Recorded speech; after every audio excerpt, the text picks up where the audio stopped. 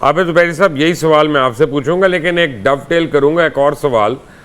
जब decent note आता है तो ये तो मेरा ख्याल है एक बड़ी हसीन रवायत है कि लोगों को पता चले कि हर एंगल जो है उसका वो डिस्कस हुआ है, डिबेट हुआ है, उसको हम नेगेटिविटी में क्यों लेते हैं। लेकिन फर्स्ट ये मुझे बताइएगा, कल क्या आप एक्सपेक्ट कर रहे हैं?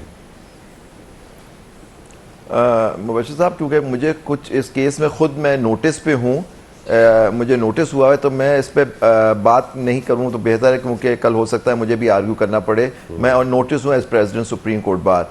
लेकिन मैं आपको एक बात कहता हूँ, डिसेंट जो होती है ना, यही खूबसूरती होती है कि आदमी देखो, आपको याद होगा मिलिट्री कोर्ट्स का जो केस चला था 2015 में, जब तरमीम आई थी, मैं उसमें उस वक्त सदर था सिंध हाई कोर्ट बार का, मैंने भी आर्ग्यू किया था उस केस में as representing Sindh high court bar.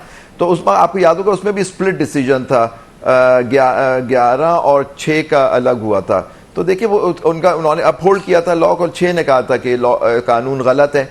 तो ये खूबसूरती है सिस्टम में कि आप कुछ जजेस नहीं एग्री करें और वो अपना फैसला अपने हिसाब से करें जो वो समझते हैं सही है। बाज़ दफ़ा minority judgement over the years जाके वो मेजॉरिटी जजमेंट बन जाती है, वो माइनॉरिटी को फॉलो करके मेजॉरिटी जो होती है उसको ख़त्म कर दिया जाता है। तो इस तरह की ये हमारे part of the judicial system है कि जिसके अंदर डिसेंट है, और डिसेंट का ये मतलब नहीं होता वो खिलाफ हो गए, उनका अपना व्यू होता है एक जज का कि जी मैं समझता हूँ कि इसकी इंटरप्रिटेशन ये है इस लॉ की।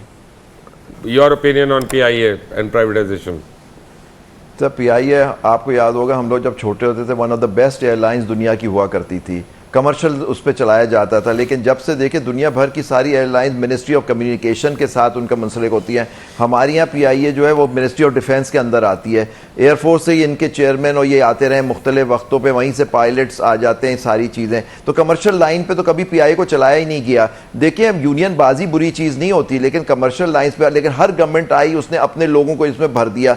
रेलवे का ये हाल है, बाकी सारी ऑर्गेनाइजेशंस का ये हाल है। तो ये जो करप्शन है, और देखिए मैं बचपन से वहाँ ठहरा, रूजवेल्ट होटल था न्यूयॉर्क में सर, इतनी बेहतरीन जगह थी, उसका क्या हाल किया। आज वो एक डंप, आज वो जो लोग होते हैं उनके लिए वो दे दिया गया, उसका क्या बना। ये सारी चीजें हैं। आप बताएं वो इतना वैल्यूबल प्रॉपर्टी आपकी 400-500 मिलियन डॉलर का, तो खुद अकेला होटल होगा न्यूयॉर्क के मैनहट्टन में, इतनी जगह है। 900 मिलियन ये सारी चीजें, इसको अगर कमर्शियल लाइन पे, जी वही मैं कह रहा हूं कि आप देखिए वो तो कितना क्या प्रॉपर्टी है और उसकी क्या हिस्ट्री है उसकी।